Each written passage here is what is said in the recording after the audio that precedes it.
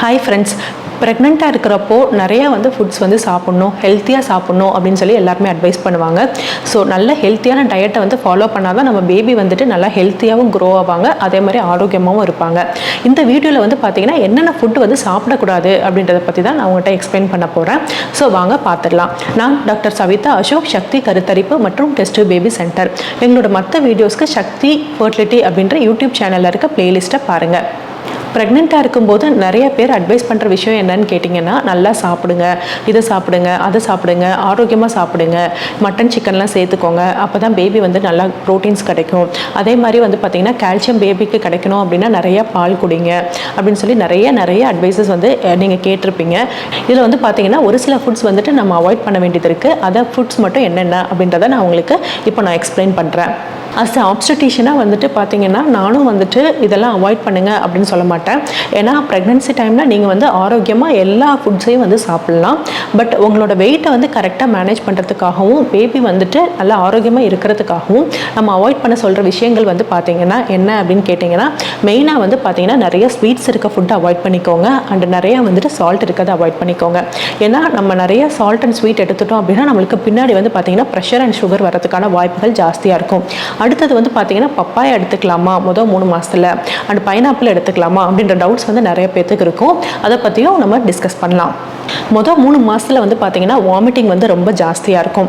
Doctor ஒன்றுமே சாப்பிட முடியல, ஃபுல்லாகவே வாமிட் ஆகிடுது நான் எது சாப்பிட்டாலுமே அப்படின்னு சொல்லி நிறைய பேர் பார்த்தீங்கன்னா கிடினஸோடு வரவங்க எங்ககிட்ட நிறைய பேர் இருக்காங்க.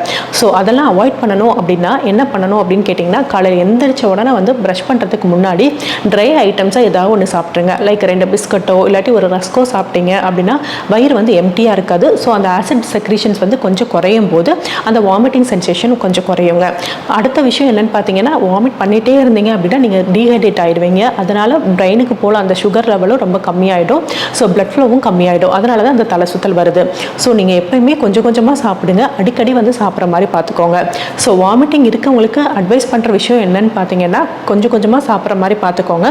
பட் 1.5 மணி நேரம் இல்லை 2 மணி நேரத்துக்கு ஒன்ஸ் எதையாவது ஒன்று சாப்பிட்டுட்டே இருங்க அப்படின்னு சொல்லுவோம். அடுத்தது பார்த்தீங்கன்னா ஃபஸ்ட்டு 3 மாதத்தில் நிறைய பேருக்கு அந்த ஸ்மெல் பிடிக்காது.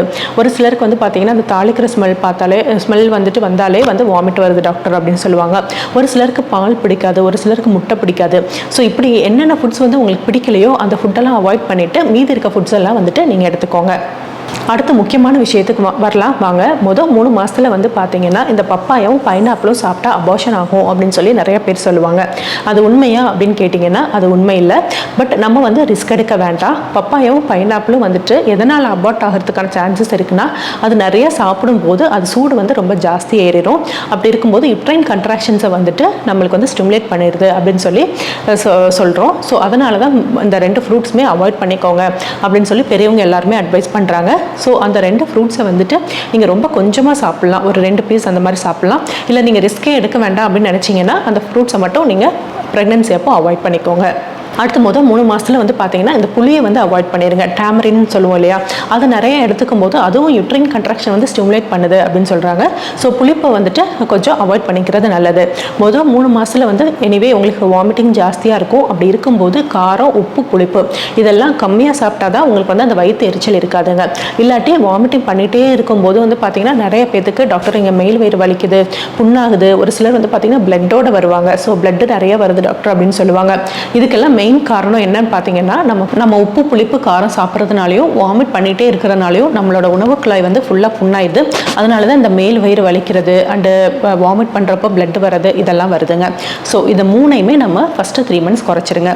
ஸோ நம்ம உப்பு வேண்டாம், புளிப்பு வேண்டாம், அண்டு காரம் வேண்டாம். அண்டு காரம் இல்லாமல் நீங்கள் சாப்பிட்ற மாதிரி பார்த்துக்கோங்க. அதே மாதிரி தண்ணி நிறைய குடிக்கிற மாதிரி பார்த்துக்கோங்க. தண்ணியை பார்த்தாலே நிறைய பேருக்கு வாமிட் வரும் அப்படின்னு சொல்லுவாங்க முதல் 3 மாதத்தில். அப்படி இருக்கும்போது நீங்கள் என்ன பண்ணுங்கள், ஜூஸாக எடுத்துக்கலாம், இளநியாக எடுத்துக்கலாம், மோராக எடுத்துக்கலாம், நொங்கு எடுத்துக்கலாம், வாட்டர் மெலன் எடுத்துக்கலாம். ஸோ அந்த மாதிரி ஏதாவது ஒன்று எடுத்துகிட்டே இருக்கணும்.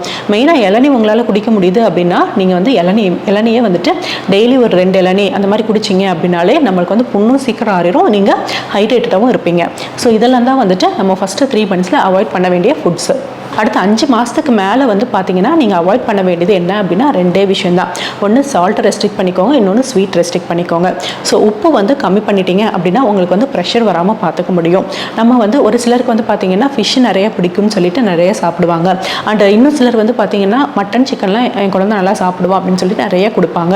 அண்ட் இன்னும் சிலர் வந்து பார்த்தீங்கன்னா அப்பளம், வத்தல், ஊறுகாய் இதெல்லாம் நிறைய சாப்பிடுவாங்க.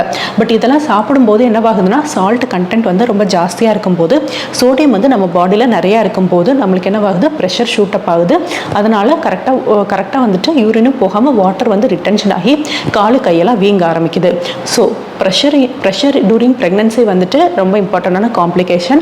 நம்ம அது கரெக்டாக ட்ரீட் பண்ணல அப்படின்னா நம்மளுக்கு ஃபிட்ஸ் வரது கூட வாய்ப்பு இருக்குது. ஸோ அதெல்லாம் வராமல் நம்ம பார்த்துக்கணுன்னா நம்ம டயட்டில் வந்து கட்டாயம் வந்துட்டு நீங்கள் சால்ட்டை ரெஸ்ட்ரிக்ட் பண்ணிடணும். ஸோ என்னென்ன அவாய்ட் பண்ணணும், உப்பை கம்மி பண்ணிடுங்க, ஆயில் கம்மி பண்ணிடுங்க, அண்டு வத்தல், ஊறுகாய், அப்பளம் இந்த மாதிரி ஐட்டம் சாப்பிட்றதெல்லாம் அவாய்ட் பண்ணிடுங்க. அண்ட் மீன் வந்துட்டு நீங்கள் குழம்பா எடுத்துக்கோங்க. ஃப்ரைட் ஐட்டம்ஸ் எதுவுமே வேண்டாங்க. சிக்கன், மட்டன் எதுவாக இருந்தாலும் நீங்கள் என்ன பண்ணுங்கள், நீங்கள் கிரேவியாக வச்சு சாப்பிட்டுக்கோங்க. நீங்கள் வந்து ஃப்ரை பண்ணி எதுவுமே எடுத்துக்க வேண்டாம். ஸோ இதெல்லாம் அவாய்ட் பண்ணிடுங்க. அடுத்து நம்ம அவாய்ட் பண்ண வேண்டிய விஷயம் பார்த்தீங்கன்னா ஜங்க் ஃபுட்ஸு, ப்ராசஸ்டு ஃபுட்ஸும் நம்ம அவாய்ட் பண்ணிடணும். ஸோ பேக்கெட்டில் இருக்க எந்த ஃபுட்டும் அவாய்ட் பண்ணிடுங்க. அதே மாதிரி பேக்கெட்டில் இருக்க ஜூஸஸும் வந்து அவாய்ட் பண்ணியிருக்கேன். ப்ரெக்னன்சி டைமில் ஃப்ரெஷ் ஜூஸஸ் தான் நல்லது. ஸோ பேக்டு இல்லை டின்டு ஜூஸஸ் வந்து அவாய்ட் பண்ணிடுங்க. இந்த ப்ராசஸ்டு ஃபுட்லலாம் பார்த்தீங்கன்னா ட்ரான்ஸ் ஃபேட் அப்படின்னு சொல்கிற தேவையில்லாத கொழுப்புகள் வந்து ரொம்ப ஜாஸ்தியாக இருக்குது. அது உங்களுக்கும் நல்லதில்லை, உங்களோட பேபிக்கும் நல்லதில்லை. ஏன்னா கொழுப்பு ரொம்ப ஜாஸ்தி ஆகும்போது வந்து பார்த்தீங்கன்னா நம்மளுக்கும் வந்துட்டு இந்த பிபி, சுகர் வரதுக்கு வாய்ப்பு இருக்குது. அதே மாதிரி பேபியோட வெயிட்டும் வந்து அன்னெசரியாக இன்க்ரீஸ் ஆகும். ஸோ நார்மல் டெலிவரிக்கு நம்மளுக்கு பாசிபிள் இருக்காதுங்க. ஸோ ட்ரான்ஸ் ஃபேட் அப்படின்னு சொல்கிற அந்த கொழுப்புகள், கெட்ட கொழுப்புகள்லாம் இருக்கிற ஃபுட்ஸ் எல்லாம் வந்துட்டு நீங்கள் அவாய்ட் பண்ணிடுங்க. அடுத்து வந்து பார்த்தீங்கன்னா சுகர். ஸோ சர்க்கரை அப்படின்னு சொல்லி வந்தோம்னா நம்ம அளவாக மட்டும் சர்க்கரை எடுத்துக்கலாங்க. ஃப்ரூட்ஸ் எல்லாம் வந்துட்டு ஜூஸஸாக குடிக்காமல் ஃப்ரூட்ஸை அப்படியே சாப்பிட்டிங்கன்னா இன்னும் ஹெல்த்தி தான்.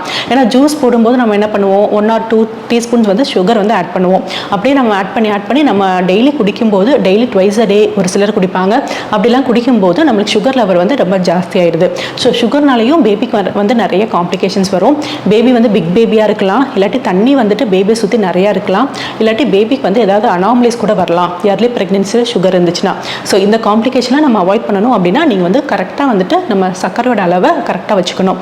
சர்க்கரைக்கு பதிலாக நாட்டு சர்க்கரை மாற்றிக்கிறீங்க அப்படின்னா இன்னுமே பெஸ்ட்டு தான். அடுத்தது வந்து பார்த்தீங்கன்னா ரா ஃபுட்ஸை சாப்பிட்றத அவாய்ட் பண்ணிக்கோங்க. ஒரு சிலர் பார்த்தீங்கன்னா சீ ஃபுட்ஸை வந்துட்டு ராவாக சாப்பிடுவாங்க. அப்படி சாப்பிடும்போது அதில் வந்து வைரஸ், பாக்டீரியா, பேராசைட்ஸ் எல்லாம் இருக்கும். அதெல்லாம் வந்துட்டு உங்களுக்கோ இல்லை பேபிக்கோ நல்லதில்லை. ஸோ எல்லாமே குக்குடு ஃபுட்ஸாக சாப்பிட்ற மாதிரி பார்த்துக்கோங்க. அண்ட் ஈஸியான டைஜஸ்ட் ஆகிற சிம்பிள் ஃபுட்ஸாக எடுத்துக்கிற மாதிரி பார்த்துக்கோங்க. அண்ட் உங்களோட டயட் வந்து ரொம்ப ஹெல்த்தியாக இருக்கணும். ப்ரெக்னன்சி அப்போ வந்துட்டு நம்மளுக்கு வெயிட் கெயின் வந்து பார்த்தீங்கன்னா 10 to 11 kgs வரணும். ஸோ அந்த வெயிட் கெயினை நம்ம அடையணும் அப்படின்னா உங்கள் டயட்டில் வந்து கட்டாயம் நீங்கள் சாப்பிட வேண்டியது ப்ரோட்டீன்ஸ் நிறையா இருக்கிற மாதிரி பார்த்துக்கோங்க. கார்போஹைட்ரேட்ஸ் கம்மி பண்ணிக்கோங்க. அண்ட் ஃபேட்டும் வந்துட்டு கம்மி பண்ணிக்கோங்க. ஸோ இந்த மாதிரி ஹெல்த்தியான டயட்டை எடுத்தோம்னா நம்மளுக்கு வந்து நார்மல் டெலிவரி ஆகிறதுக்கும் ரொம்ப ஈஸியாக இருக்கும். Thank you friends.